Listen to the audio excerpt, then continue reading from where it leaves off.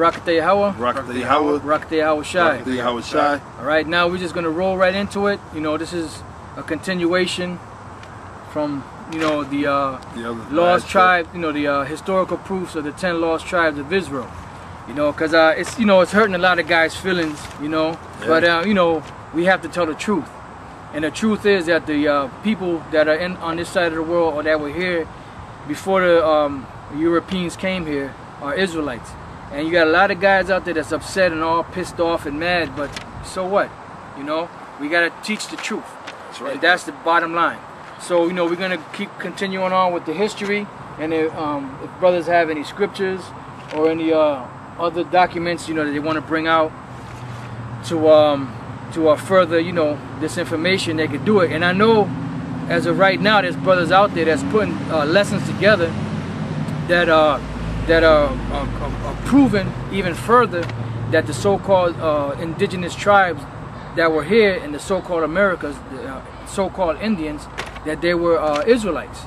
And I mean, there's so much information that's coming out. It's like it's impossible to give you all in one sit down. Yeah. So the Spirit has us going into it and bringing out more and more information, and it's just coming out, and it's coming out like a flood, just like the serpent flooded us with lies, as Elder Gabor always like to say. We're flooding the serpent with truth. All right, so you can start with that, brother. Okay. The information.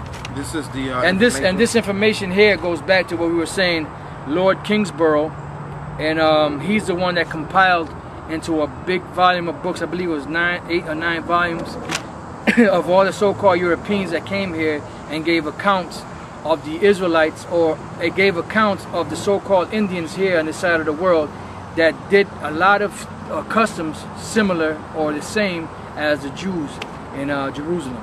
So go ahead, brother. It says here, a curious parallel of the Jewish and Indian moral laws may be found in that chapter. It says in that chapter of the 3rd book of Garcia's Origin of the Indians, which he has entitled Como los Indios guardaron los preceptos del Decalogo. Right. How the Indians obeyed the 10 Commandments. And that, man, that's plain to the point. And these are observations that these heathens did. Go ahead. Right, and it says volume 6, 331, page 331, Los Luna Nueva Mexico. Right, so Los Lunas Mexico, New Mexico, basically what that is, that's a place out there in New Mexico, not Mexico, but New Mexico, where they found a stone that's called, they call it a Decalogue, because a Decalogue, Deca is 10 and log is word. 10 words basically meaning the 10 commandments, because that was like a guideline to the rest of the commandments that the Most High gave to Moses. Now, they found a stone in New Mexico where basically you had Israelites, so-called Native Americans, and of the other tribes, and they carved on those stones, they carved the ancient Hebrew or the Lashon Kodash script, and what they carved out was the 10 Commandments. And that's proof, further proof, that the people that's here are Israelites. Because how did they know how to do those things? How did they know how to write the Hebrew? How did they know how to speak the Hebrew? How did they know how to leave those certain relics? Why did they find ancient Hebrew writings on Native American Indians, epitaphs or tombstones? Right. How did they know to find that? Why? Because those people that were here are Israelites. If I may say this, yes, too, brother. And there's something called the Back Creek Stone. Yep. That was among the Gadites, I believe, among the Cherokee. I believe it's probably supposed to be, I believe, Tennessee, if I'm correct. But the Back Creek Stone is the scholars photographed it upside down. When you turn it right side up, it says Abala Yahawada, for the land of Judah. Which means mourns Judah. Right, which means it says, excuse me, it actually says Arataza Yahawada. Oh, Salakia, yeah. Which means of the land of Judah. Right. Now, the scholars that photographed the Back Creek Stone, the brother could put it in post-production. I don't actually have a picture of it here with me.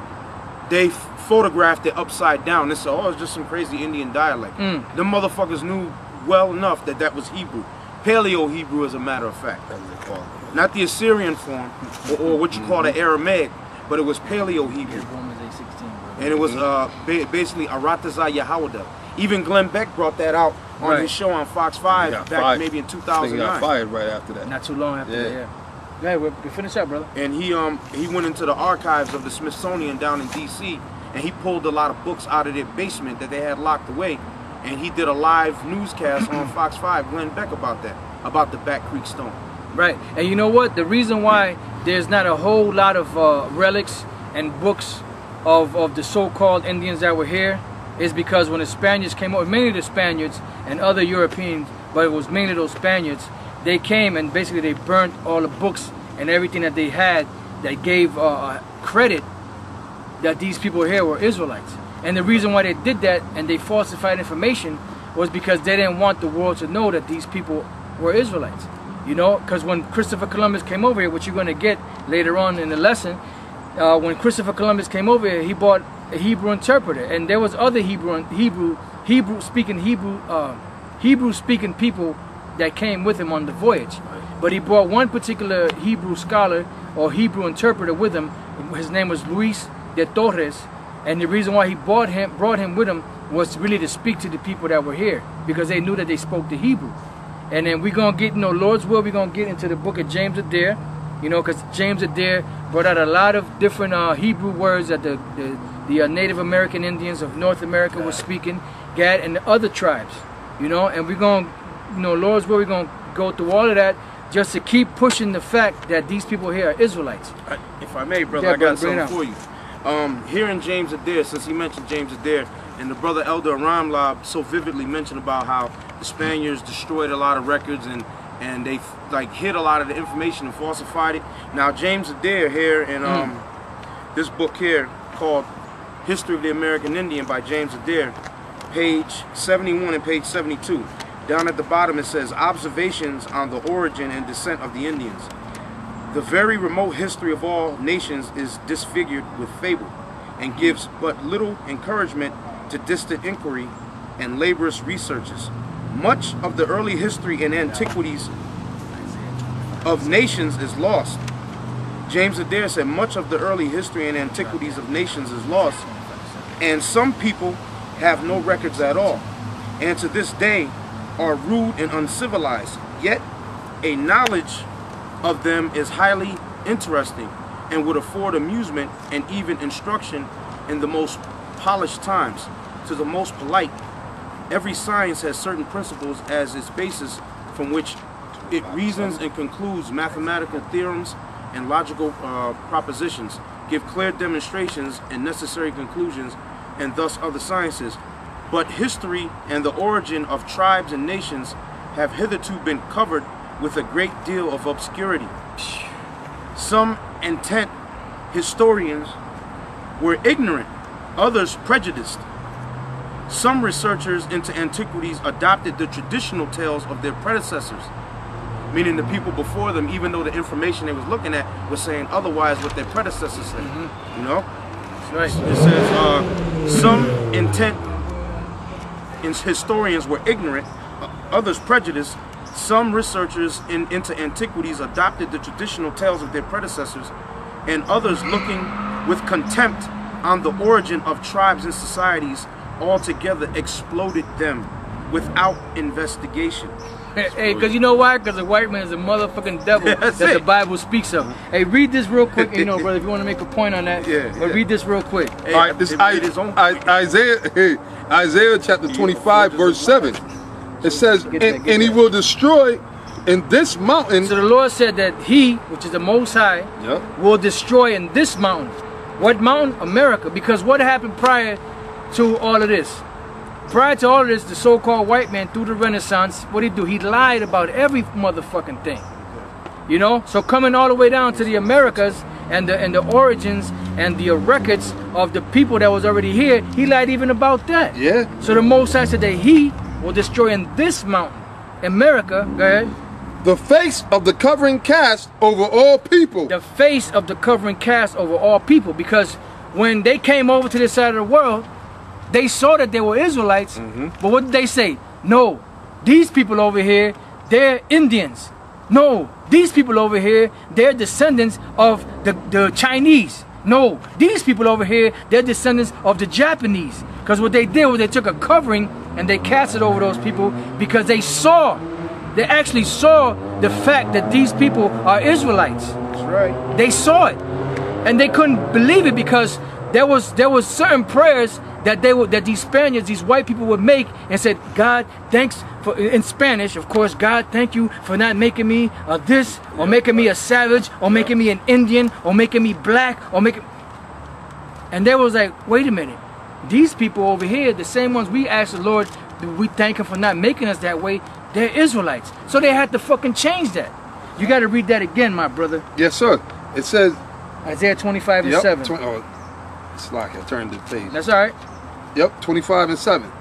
It says, and he will destroy in the mountain, in this mountain, the face of the covering cast over all people, and the veil that is spread over all nations. Because all nations today, unless they're on the top, all nations today don't know who they are.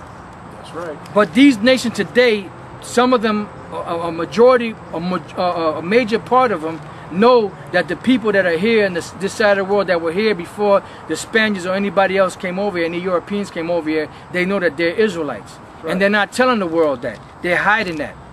You had a scripture, brother? No, matter of fact, that this brother, you could bring it out since you got it. Job 13 and 4.